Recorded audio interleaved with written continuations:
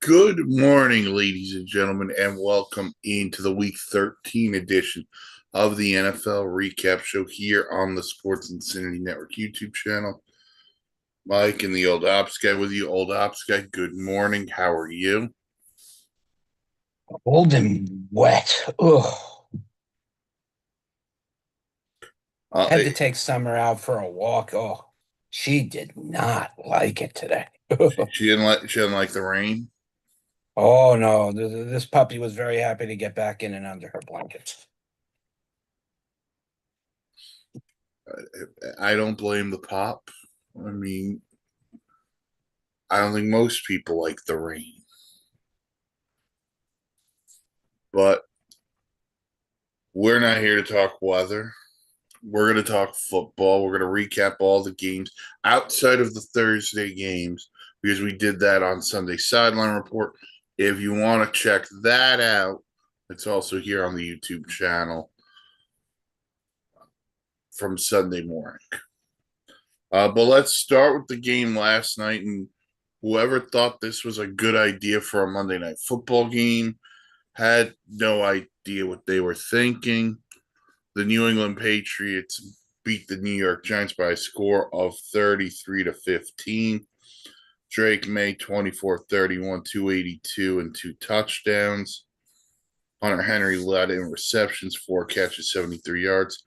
For the Giants, Jackson Dart 17-24, 139 yards and a touchdown.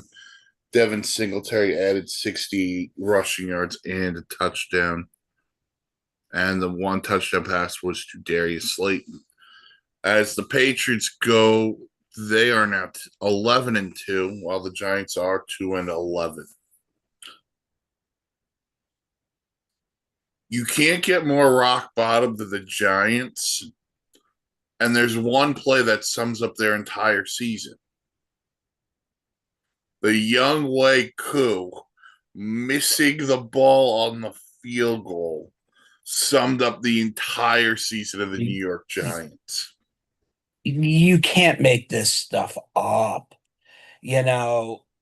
But if who had anything to look forward to? Remember, Daniel Jones tripped over the 20-yard line. Now he's leading the Indianapolis Colts somewhere. Maybe this was his happenstead, and next year he's going to go 30 for 30. Just brutal. Everything about this game from a Giant perspective was brutal. You blink, they're down 17-0 in the first quarter. Yeah, very quickly, too. Right. It's just, and I said to myself, because New England took the opening drive and they wind up kicking the field goal, and I go, you know what? Good on the Giant defense. They forced the field goal. Yep. Then they go 3-and-out. Then they punt return for a touchdown. 3-and-out. New England gets the ball back. They go right down the field. And it's just sometimes it's one of those years, but it feels like for the Giants, it's a giant cycle. And they have not been the same franchise since they fired Tom Coughlin. Right. No, I mean, look, I said that Brian Dable was going to be done at the beginning of the season. I said he will not finish the year. I don't know with the people that are quote unquote leading that team, the ownership, the GM. I don't think they're doing anything right by the fan base or the team themselves anyway. Sell and just get out of there and redo this team. It's a sad thing to watch. I'd rather watch the Titans, who are even worse. At least they make things interesting than the Giants. Well, I mean, that's the top two picks right now in the draft, the Titans and the Giants. But here's the thing. The Giants have some young pieces. Jackson Dart, who took another massive blow last night on a play I still don't like. Are you going to talk about the fact that he was going out of bounds and it was clobbered? Yes. Okay, then let's debate this for a second since you're on the other side of it. Look, we saw it in the Dallas KC game. We saw it in the Baltimore Raven game. And now we saw it here. Quarterbacks are inbounds. They're free targets. I don't disagree with you. My problem is I've seen that flag get thrown before. And all I want from the league and the officiating is consistency. See, there I will not disagree with you. The flag has But been thrown on that before. here's the one area too, because for me, if he took the hit on the shoulder, I'm cool with it. If he takes the hit, if the guy actually hits him in the gut, stomach area, I'm cool with it. He hits him in the head. He's going Well, head hunting. And that's my one problem. If it wasn't the head area, I'm cool. I absolutely get what you're saying because we want to protect the quarterbacks at all cost, but then do one of two things. A, slide down before you're going out of bounds, okay, and just have to get up and go from there. Or you're gonna take a shot. I don't disagree. I think he should just went out of bounds. And I get the fact that he took the hit. But yes, And I by the mean, way, I'm going to give the Giants props on standing up for their quarterback. yeah, And and, you and I know, go ahead. no, I'm saying I was just gonna agree with you. I'm just Oh. saying, when you see a team get up and do that for a guy who's only been with them for a quarter of the season, that shows loyalty and that shows trust. And I think it's extremely lame that the officials only called the penalty on the Giants for what ensued afterwards, because that should have just been offsetting penalties. But you're not wrong. Should he have gone out of bounds? Sure. But at the same time, as a defender, guy went after the head on a guy who's coming off of a concussion. And you talked about, well, maybe protect the quarterbacks. Quarterbacks are always going to be protected. The knees are taken out when they're in the pocket. The head's taken out. You can't land on them. You can't do this to them. But then I go back and go, well, we call receivers defenseless often when they eat those hits. I mean, Dart's not defenseless. He could go out of bounds. He could slide, whatever. Right. But I think we need I think I want the NFL to implement what they have in college football, and that is the targeting rule. And I'm not suggesting that the guy gets thrown out of the game like they do in college football, but tack that on as a personal foul. If you deem the guy is head hunting, call it the targeting, either subject it to review or even allow the team who got called for, if they want to challenge it, they can. And we move Right. on. Can you imagine in the Super Bowl if Patrick Mahomes or someone takes that hit? There's Yeah. going to be a bigger uproar. Of course it would be. And I don't disagree with you there at all. It's I think the refs around during last week's bye week, because there were a few games, I think someone said something. Because this week there's been more flags and calls for offsides, false starts, and holding than we've seen quarterbacks getting calls for roughing the passer and stuff like that. So the question is now let's try to make them last the full season. Now has that said, okay, now we're in the second half, we got to change it up again. You know, A lot of people like to say the NFL is scripted.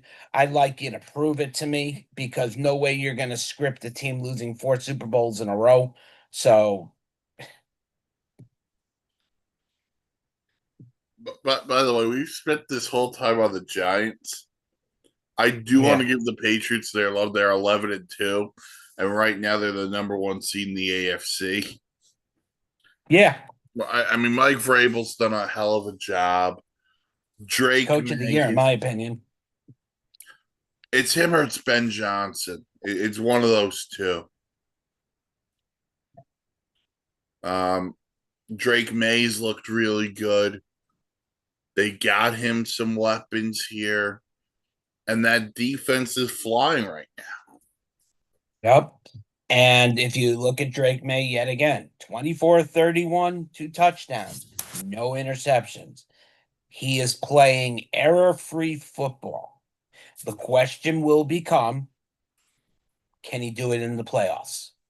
It's not like this kid has been there 8 times in a row or anything. This will be his first run at the playoffs. So we'll see how he is under pressure. But right now, he's playing at the top echelon of quarterbacks right now in the league. You know what he'll benefit from?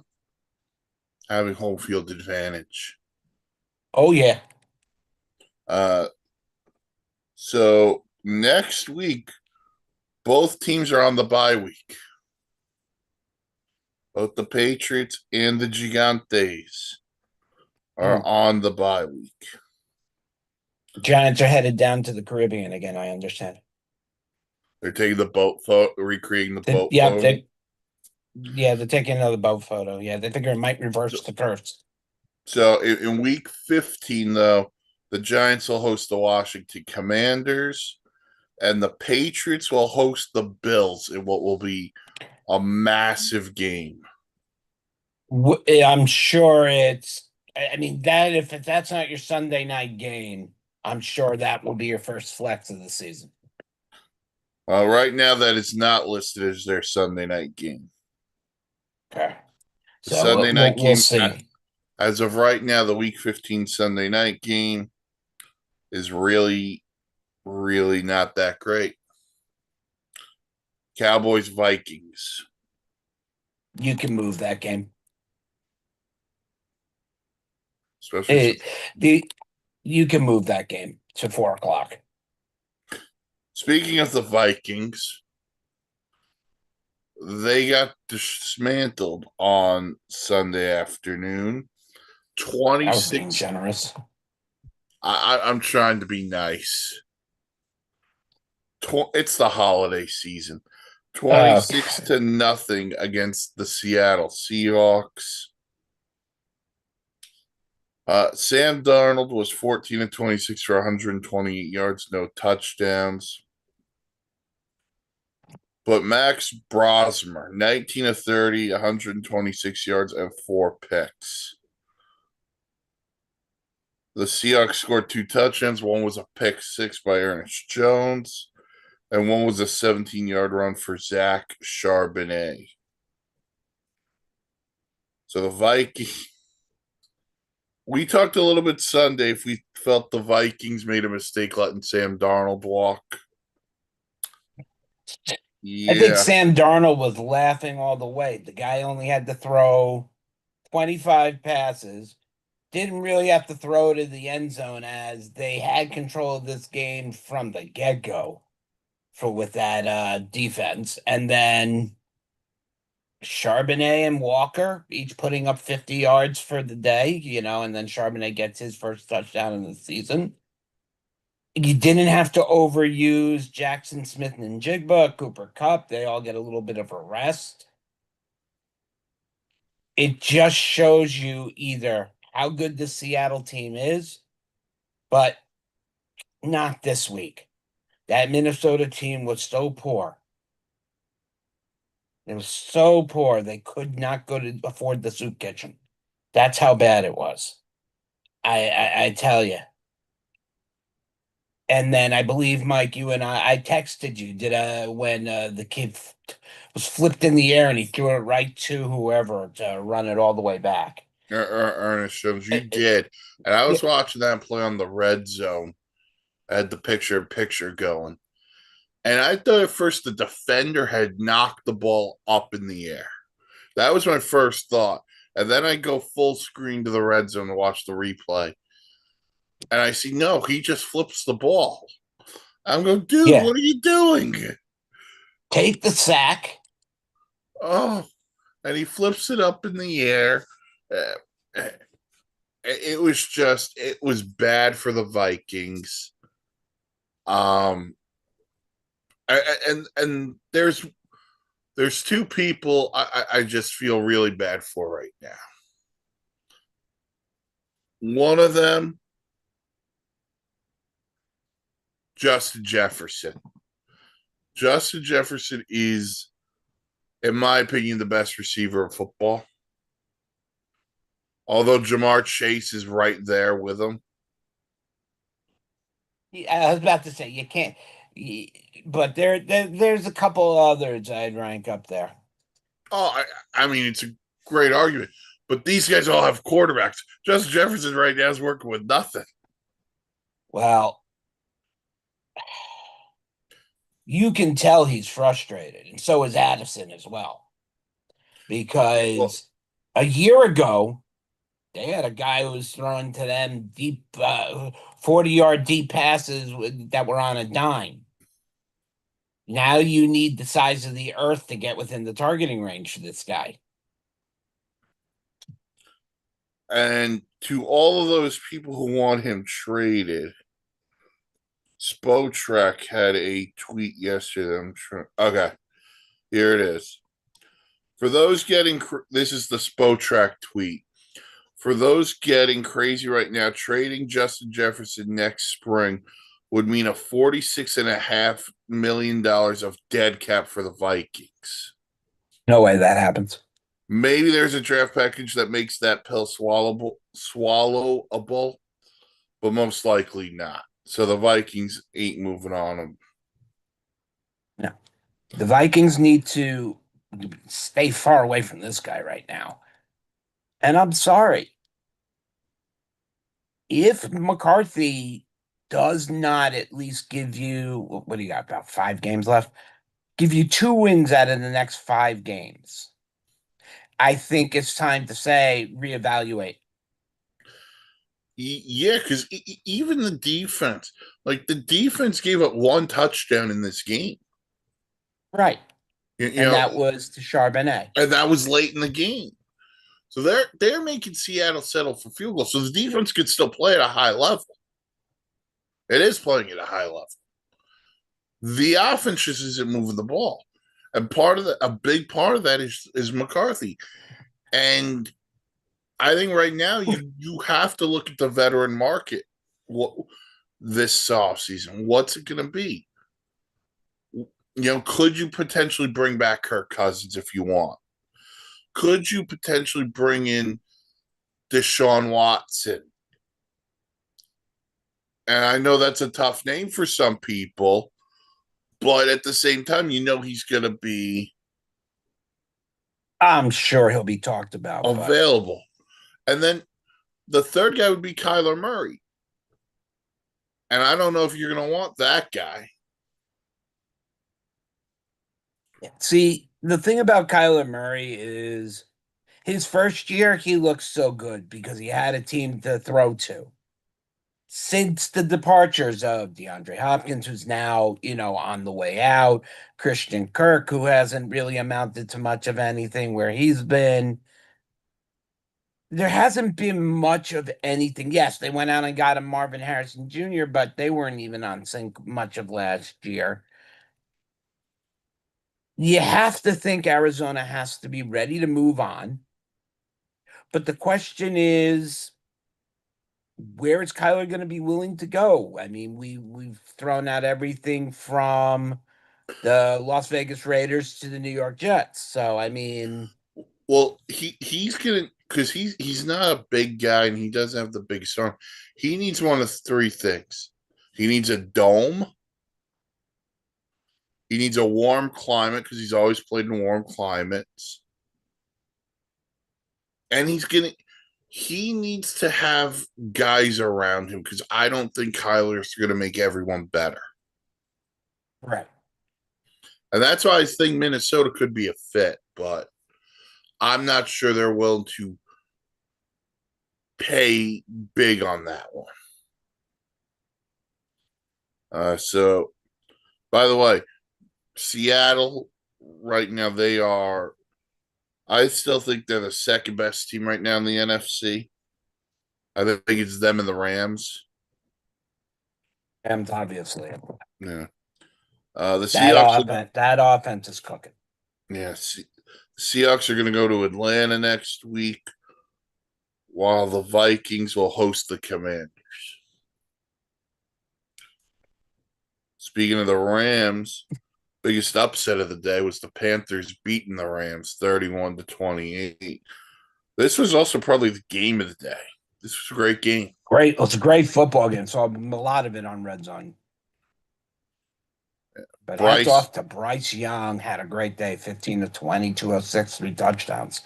The running game getting it done. 164 yards between Daddle, Hubbard, and Young.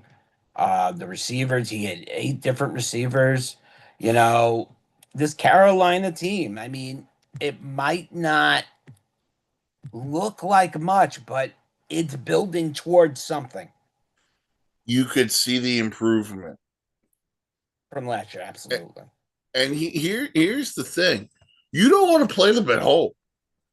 They win home games. The Dolphins go in there up 17 points, they lose the game. The Cowboys go in there, they lose. The Panthers beat the Cowboys. The Rams go in there and the Rams lose. And then on the road, the Panthers just look like a different team. But look, they forced Matthew Stafford into some turnovers, and that was really the difference in the game. So I mean, this was a really good showing. This is a great win for the Panthers. It keeps them alive, not just in the NFC South, but in the wild card picture as well. It's a really nice win for the Panthers. And if you're the Rams, you turn the ball over 4 or 5 times and you only lose by a field goal. I actually take that as a win outside of all the turnovers. And by the way, Puka Nakua, that catch by Puka. Oh, that catch is good. Up for that one-handed grab is up for catch of the year. Oh. Next week, the Rams will go to Arizona to play the Cardinals. The Panthers are on the bye week. They could use it too. They Get a can little use healthier. And that'll set them up for a week 15 matchup with the Saints.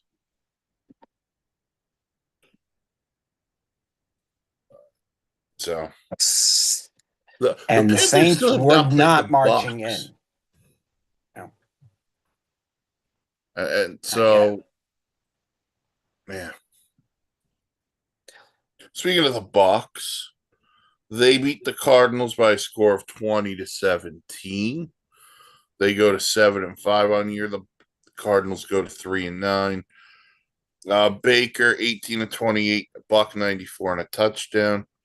Welcome back, Bucky Irving, 61 yards and a touchdown. Chris Godwin, 38 yards receiving. Jacoby Brissett went for 300 yards and 2 touchdowns and a pick. Trey McBride 8 for 82 and a touchdown. But you know what? The Bucks, they're starting to get healthy. Bucky Irving comes back. Chris Godwin's back. According to Todd Bowles, Mike Evans could practice this week. They could open up his window, yes, this week. He will not play this upcoming Sunday, but his window could be open for next week's game. Think about how big that would be. Wow. And the question becomes is, I mean, Baker looked fine on Sunday. I mean, I really didn't see too many ill effects, maybe a couple of wobbly throws, but He did okay with that sprained shoulder. Yeah, I think it's the non-throwing one, but he did look Yeah. okay. And now that Bucky Irving's back, they can go back to running the football and doing Yep. other things, screens. Chris Godwin on those little intermediate routes, I thought was huge. He also dropped a touchdown pass. But man, the Bucks just they find ways. We got the big O lineman touchdown, which was the play of the year for me. Anytime a lineman scores, I'm happy as a fat guy. You got to be happy for the line. So the You know what? Bucks, You know what's great about a fat guy touchdown, Mike? Because you get a fat guy touchdown dance. it always makes me think of the movie The Replacements. That's exactly where I was going with Yep. that. That was the John Madden call right there. Oh, shout out Keanu Reeves. Great film. All right. So the Bucks next week will be playing. Nope, the Bucks are on the bye week. Oh no, the Bucks get the Saints next week. I was about to say the Bucks are playing next week. Bucks get the Saints, and the Cardinals are hosting the Rams. Too. We'll just wrap up the NFC South a little bit. The Falcons lost to the New York Oh, Jets. yes, and no surprise with the person who was leading him. By the way, the guy who led them threw for 234 and a touchdown. Still didn't get the win. Bijan Robinson, 142 rushing yards and a touchdown. Kyle Pitts, 7 catches for 82 yards. Tyrod Taylor, 19 to 33, a buck 72 and a touchdown. Brees, I believe Tyrod also had a rushing touchdown. Brees Hall, 19 carries, 68 yards and a touchdown. Adonai Mitchell, 8 catches, a buck 02 and a touchdown. The Jets go to 3-9. The Falcons are 4-8. I don't know what the Falcons are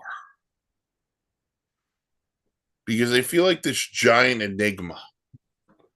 They're really talented, and yet they're 4-8. And let's top this off for a second. They don't even have their first round pick this year or next year. That goes to the Rams. Remember, they made that trade up in the draft for their first round pick. Mike knows how critical I am of Kirk Cousins. We don't need to go into it every other time. I'm not going to say he wasn't efficient, but that team is just a different team with Michael Penix behind it. Mind you, yes, he was also missing Drake London. It was also Kyle Pitts' best performance of the year, and that just says something. You know, Bijan really much did most of the work with his leg with 142 yards on the ground and a touchdown. So the question is, why did Atlanta lose? And don't say because the Jets scored more, because I don't. This was a game that Atlanta started getting control of and then let it go in the fourth. The Jets played with more heart. The Jets played with Okay. more passion. There was it seemed to me the Jets were playing for something where the Falcons were kind of letting the motions go. And the Falcon defense, they did their thing, making some plays. Offensively, the Falcons just feel like that team. They're kind of like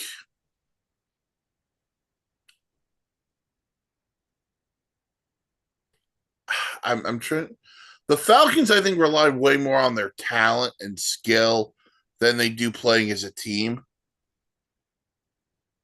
As to where the Jets played as that team, and I don't think it has anything to do with Kirk Cousins. I think it has more to do with Raheem Morris. And I'm not saying the Falcons quit. Obviously, they lose a game by a field goal, but you said it. Kyle Pitts' best game is 80 yards. This dude Right. was this dude was the number 4 overall pick of the draft. Right. And his time is coming up. Now, Yep. we don't know what truly Kyle Pitts will be on any other team, but he's still young. He's still athletic. So it might be a change of scenery for him that, you know, I I just thought of an idea, and I kind of am hating myself for it, but I really kind of like the idea. care to share it with everybody. Yeah, Kyle Pitts to the Bengals. Oh boy. Chase Higgins Pitts. That'll work for Joe Burrow.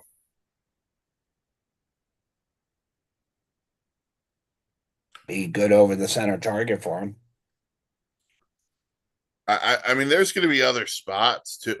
Oh, thought of another one. If Travis Kelce retires, he can go to Kansas City. That would be more prime than Cincinnati if that was the case. Oh, yeah. So the Jets go to 3-9. They'll host the Dolphins next week of this week, while the Falcons will host the Seahawks.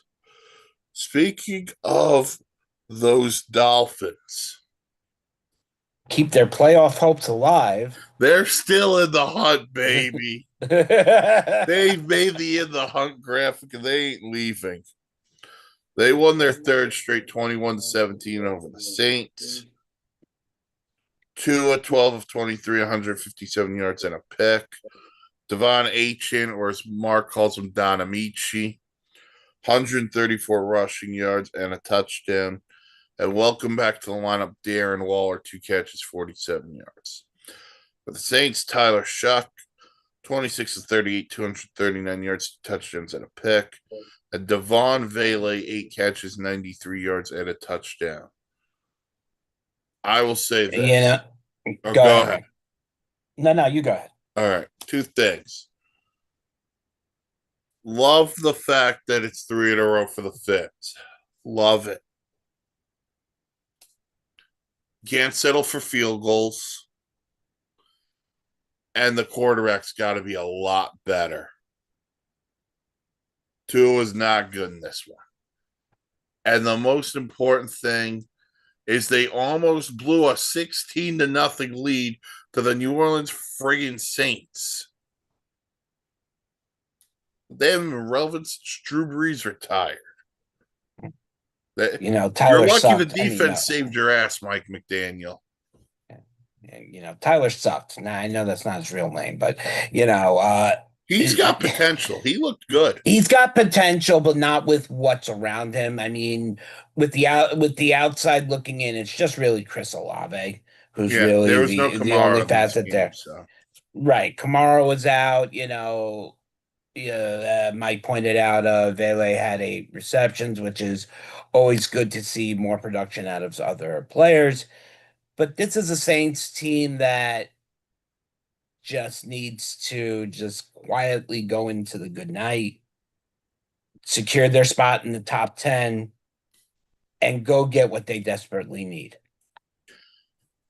And also, trade some of these veterans for more picks. Trade a Cam Jordan. Trade a Demario Davis. Hell, I wouldn't even think about it. I would trade Alvin Kamara. I'm sure that'll come. They blew that at the trade deadline, in my opinion. And whether that had to do with Kamara's hamstring or not, I don't know. But I am sure that'll be revisited next year. You got to visit that in the offseason. This team just needs a huge reset and go from there. All right, so that'll complete the NFC South. We'll complete the AFC East. We'll jump ahead. The Bills beat the Steelers 26-7, and this is one we were going to spend some time on. Josh Allen, 15 to 23, 123 yards, touchdown. Also had a rushing touchdown, set the record most rushing touchdowns by a quarterback. Also threw a pick. James Cook, 32 carries, 144 yards. For the Steelers, Aaron, 10 of 21, 117 yards, and Jaylen Warren had the only rushing touchdown. This was, I don't want to say it was a boring game. I want to say it was a fun game. It was a game that happened, Mark. It was an embarrassment It really to was. the Pittsburgh Steeler Nation. Look, I understand yet again, and we've talked about it here on the network, the fact of what Pittsburgh did in going to get Aaron Rodgers and try to bring in DK Metcalf to give him that number one receiver. Mind you, could you imagine they kept George Pickens? You have no true number one running back. You do not have a good offensive line, and your defense is just no longer the terrible towel worth that they used to be. Okay. This all falls back to where I have led, and it was nicely pointed out to me, that Bill Cowher retired. He was not fired. No, Bill Cowher was forced out, and he took retirement instead of the embarrassment of having a fired on his name. He was done. This is it for Tomlin. I don't care. There's going to be no restructure. Every big time coach, Shula, Landry, Lombardi, Cowher, just to throw them in there, all have to go at some point. They can't coach forever. Games evolve, games change. They need new insight and they need a new game plan. Some jerk wrote an article about this for the network. It's up on the website, thesportsinsanitynetwork.com. Check it out. I'm out on Mike Tomlin too. But I'm out on Mike Tomlin for a different reason than you are. I'm out on Mike Tomlin because of his ego. I get it. Things didn't work with Kenny Pickett. That's fine. There was no reason to go get Aaron Rodgers except for one. Mike Tomlin's never had a losing season. This is not a Super Bowl worthy roster to go get Aaron. If you are a quarterback away from us being a Super Bowl team, you can go get Aaron Rodgers. Yeah. Pittsburgh Steelers were not a quarterback away. They weren't. You go out and get DK Metcalf. You said he's the number one receiver. Well, they don't have a number two wide receiver. Calvin Austin and Roman Wilson combined are one giant number three receiver. They don't have a number two receiver. They got 18 tight ends. Jonnu Smith's done nothing. Pat Freiermuth has his moments. Hunter Henry, like, so to speak. Yeah. The offensive line stinks. You brought up the running game. When I think of Pittsburgh Steelers football, I think of running the ball and playing great defense. Well, they can't run the ball, and that extremely overpaid defense sucks. TJ Watt, where were you on Sunday? There was an APB out for you. There were 2 sacks he normally 2 years ago would have completed, and got right away. What do you call it? Allen just got right away from him. So Cam Hayward, hey, you got showed up. I don't want to hear about Josh Allen kneeing you in the stomach or kicking you in the stomach. Show up. Do something about it. Jalen Ramsey, you were supposed to be the guy who put this defense over the top. Where were you on Sunday? Oh, let's be honest. The Bills don't have a number one receiver either, but that's a whole nother conversation. The Steelers fan base is the one fan base in the National Football League I think that would understand the team having a reset because Absolutely. they've been relevant for the last 20 something years. Hell, the Patriots even went through a mini reset. Yep. And I get it. Mike Tomlin is a Hall of Fame head coach. He's a Steelers legend. But it's time. It is time. Every dog has its. If Bill Belichick could get fired by the New England Patriots, Mike Tomlin could get fired by the Pittsburgh Steelers. He hasn't won a playoff game in 9 freaking years. 9 Look, years. You know I what I, 9 I years ago applaud looks like?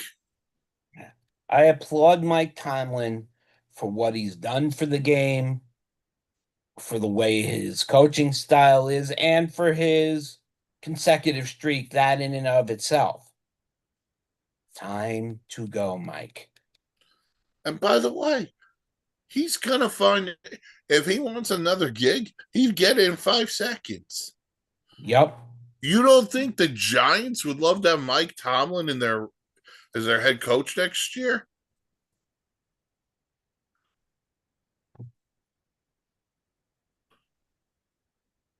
And I love Aaron Rodgers, but Aaron, it's time to retire. Yes. We've been saying that for 3 years now. You're not going to be like Tom Brady and play forever. Just it is what it is. And by the way, by no means, I know this is rambling on the Steelers here. I'm going to go to the Bills for a second. That was not impressive, Buffalo. I was not impressed with your performance at all. No. That was more because the Steelers absolutely suck that you blew them out. Let's not forget you were losing at halftime to this team. So that was not a good performance by the Bills either. It may look like the Bills dominated them. The Bills didn't dominate them till the fourth quarter. Right. Uh, so next week, the Steelers go to Baltimore to play the Ravens for first place in the AFC North. The Bills will host the Bengals, who are still alive in that same AFC North. And it's gonna be cold that Sunday. Can we just take a minute on this for a second? What if the Bengals win out here? Finish the year I'd 9 and have 8. to obviously look at all the tiebreaker stuff No, the before, Bengals go 9 and 8, and they find their way to winning this division, and the Steelers and the Ravens miss after all the games that would Joe be an Burrow interesting missed. story. That would be an interesting story. Oh my god! All right, what else did we have on Sunday? We had the Texans beating the Colts by a score of 20-16. Another Probably the best fabulous game of game. the day. Yeah. Yeah. Texans ride You their know, winning streak to 4. They got CJ Stroud back. who had a little rust to shake off, but didn't Yeah. look horrible. Yeah, 22 of 35, 276 and a pick. Nico Collins almost went for 100 yards receiving and a rushing touchdown. For the Colts, Daniel Jones, 14 of 27, 201 to 2 touchdowns. Alec Pierce, 4 catches, 78 yards and a touchdown. And Jonathan Taylor, 85 yards rushing. And look, the Texans are now a game back. Yep. And we And said this was a possibility. Were the Colts going to be able to hold on this long? Yeah. And I think teams are starting to figure out the game plan. If we stop Jonathan Taylor, we're going to make Daniel Jones and the guys on the outside beat us.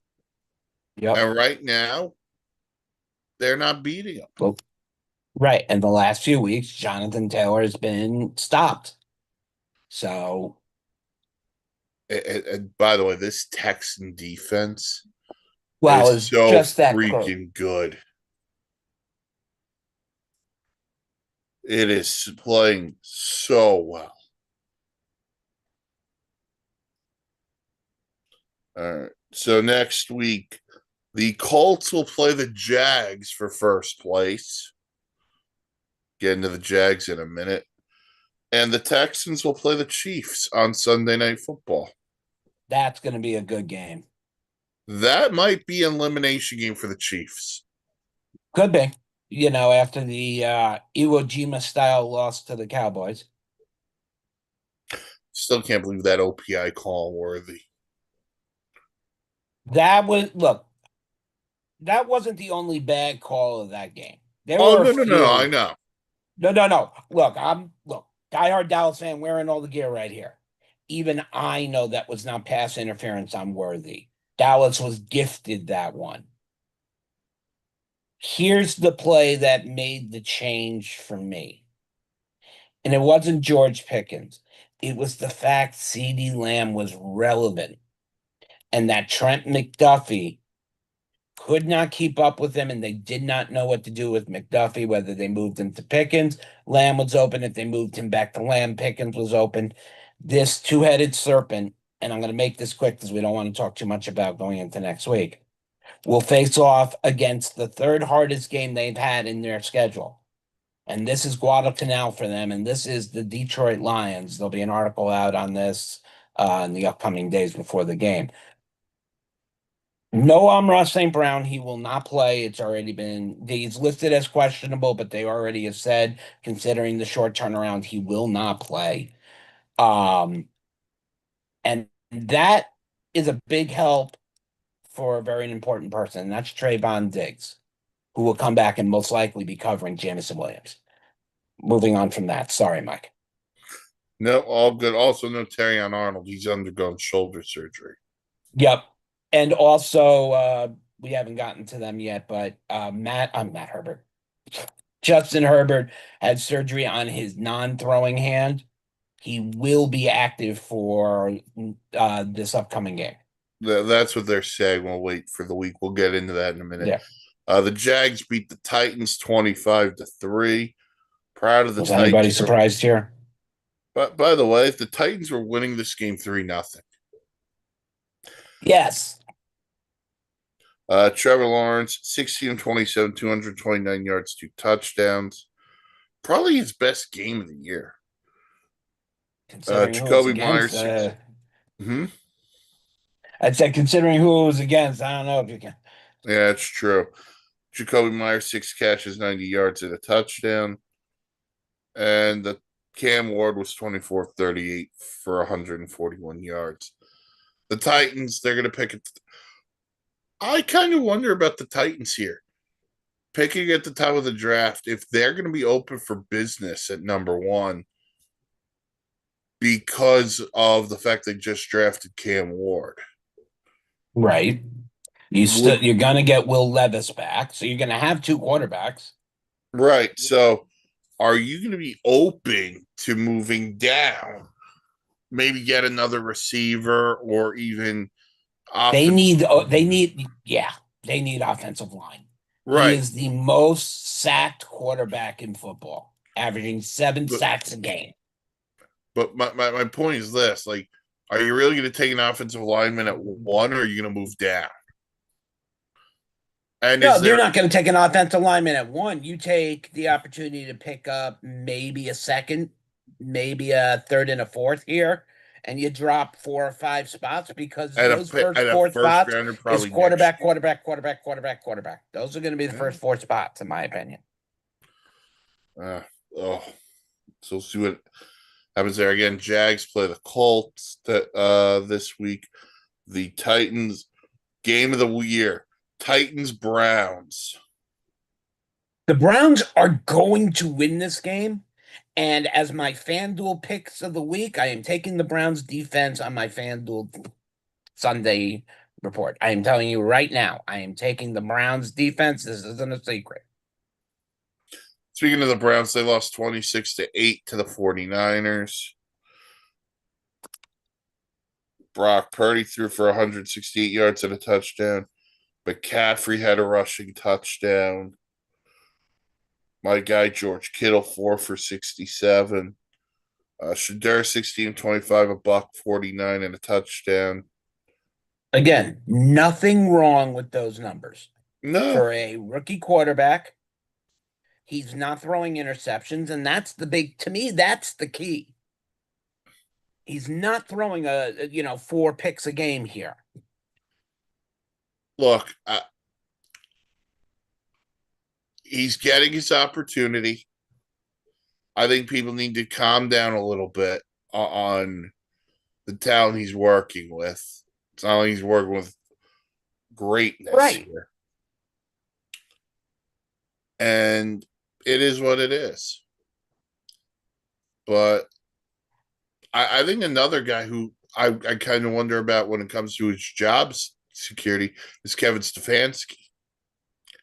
I know he's a 2-time Coach of the Year guy, award winner, but it just feels like that's another one. Maybe time's just run out, and the Browns need a little bit more of a reset. The Browns' defense is good. Yeah, shout out Jim Shorts. They need. Quinshon Judkins has done a decent job this season as a rookie. You can't take that away from him. Jerry Jeudy is your number one. You need more than Jerry Jeudy. David Njoku has really not been a factor this year. Yep. So you need another wide receiver, and you need, whether you go out and get a tight end or with getting another receiver that helps out, and you get some linemen to protect you during next year. Yeah, you're right. They need offensive line help. They need another receiver. Defensively, they probably could use some help with the secondary. And Myles Garrett's having this phenomenal year, and it's going to go all to naught because the Browns are 3-9. Exactly. All right, and then we got 2 left. I believe we have 2. Yeah, 2 left. You brought it up before. The Chargers beat the Raiders 31-14. No surprise. Yeah. Except Brock Bowers is insane. Had a great game. Oh, he had a great game. He is so good. 2 touchdowns, 63 yards on 4 catches. Geno threw for 2 touches. Look at Geno. And he only threw 1 pick. Yep, and it's Geno goodbye at the end of this year. Damn. It might be Pete Carroll goodbye at the end of this year, too. Justin Herbert, 15. There could be your coach in New York. I would take him. 15-20, 151 yards, touchdowns, and a pick for Herbert. One of those touchdowns went to Ladd McConkey. And then Vidal, 25 carries, 126 yards, and a touchdown. The Chargers moved to 8-4, the Raiders to 2-10. But the story is Herbert, that left hand, underwent surgery with a fracture. They're saying they don't know yet about next week because it's a Monday night game yet. Right. But they're calling him day to day. Right. I would just it's the pretty much same injury that Aaron Rodgers sustained, almost in the exact same spot too. So I would expect Mike's right. Rest him 1 week. You already have a good enough win percentage right now. You can afford to let your backup play a game here. And by the way, you're playing the Eagles, a ferocious defense. I do not want Justin Herbert getting hurt worse than he already is. And agreed there 100%. So we'll see what happens there. We'll definitely have probably have the update for you Sunday for Sunday sideline report. And then the last game was the Sunday night game. The Broncos outlast the Commanders 27-26. Yeah, it ended up ending as a good game. Yeah. You go to why was this Sunday night, and then good game. And they gave it a reason for why it was. They did. Although Chris Collinsworth trying to pronounce Mariota is really funny. Sometimes, yes. Mariota was 28-52, 294 yards, 2 touchdowns, and a pick. Bo Nix was 29 of 45, 321, a touchdown and a pick. 2 rushing touchdowns for RJ Harvey. I'll say this on Denver. I don't know if I want Bo Nix throwing the ball 45 times in a game. No, he shouldn't be. Not to Cortland Sutton and Troy Franklin. That's not a recipe for success for them. So I would try to stay clear of that one. But look at Washington playing their asses off with Marcus Mariota for Dan Quinn. Gotta give him credit. You gotta give him credit. The Commanders will play the Vikings. The Broncos will play the Raiders next week. And then 2 minor things before we go off on this. I'm going to go to the baseball thing, and then we'll get into the football thing. Because it's me, Mark, and I, we can do this. It's our show. Last night, the Mets signed Devin Williams to a 3-year contract. So we'll just give an instant reaction on that one. So, of course, I was sitting back enjoying a great game of Gears of War, and my phone starts buzzing. And if it's my phone, I got to go start looking immediately. And there was Mike saying the Mets got Devin Williams. I'm like, but wait, what? So I had to go look it up, and it's a solid 3-year deal for $45 million. Mm-hmm. My biggest concern was the fact that was this going to spell the end to Edwin Diaz? And they were going to move on. But that was squashed this morning with reports not only from Schefter, Passan, and Andy Martino, all saying the Mets are still in on Diaz. However, you have to think if Diaz decides to go somewhere else, then the fallback will be Devin Williams as the closer for the Mets of this year. Yeah, I think Anthony McCarron on SNY had it best, as did Steve Gelbs. This can't be Devin Williams replacing Edwin Diaz. This needs to be Devin Williams plus Edwin Diaz. And as I said to you, could you imagine a 7-8-9 of Rogers, Williams, Diaz? And by Rogers, we're not talking Aaron. We're talking Taylor. We're talking about a guy who's actually worth something these days. Look, I will say this. I have enjoyed watching Aaron Rodgers play football, and I know Mike's got to go, so I'm going to cut it fast. No, you're good. I don't like watching such a high caliber player who was not only the face of the league for a couple of years, has been this league's MVP, to go out wetter than a poodle comes in from a typhoon.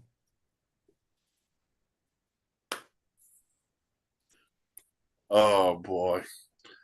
All right, and then one other quick thing, and I know Mark, I don't know if you have a thought about it or not. Right. The Lane Kiffin situation, leaving Ole Miss for LSU.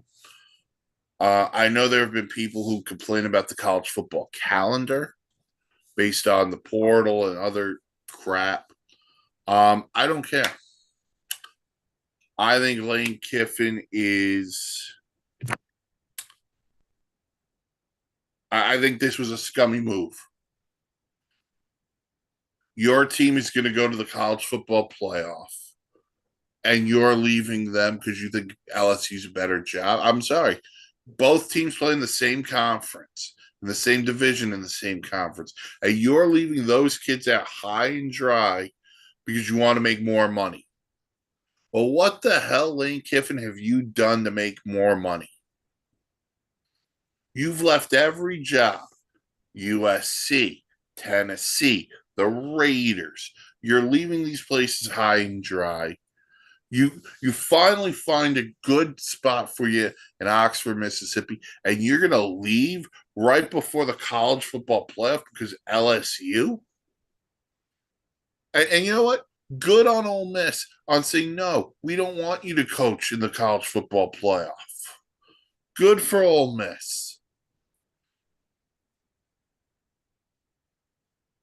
I don't know. I have a huge problem with some of these college coaches, man. When they want to sneak out the back door and take another gig just because they're going to get paid more money. As Mike knows, I am not the most prolific person when it comes to college football. I watch college football one time a year, and that's on New Year's Day because there's nothing else on TV.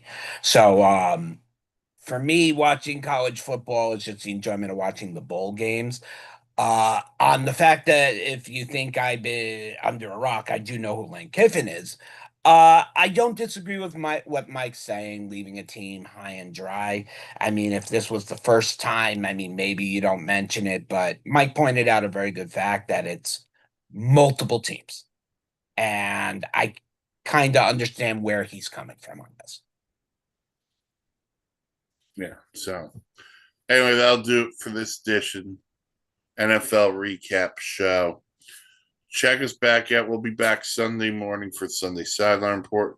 There'll also probably be a Thursday night gridiron before the Cowboy Lion game. So like, comment, subscribe here to the YouTube channel. Follow us on the socials. Facebook, the Sports Insanity Network. Twitter, Insanity Real. And let's get the party started. Go to the website, thesportsinsanitynetwork.com. Rate blogs, vlogs, planes, trains, and automobiles. Everyone have a good week. And we'll see you back here Sunday morning for Sunday Sideline Report. Catch you on the flip.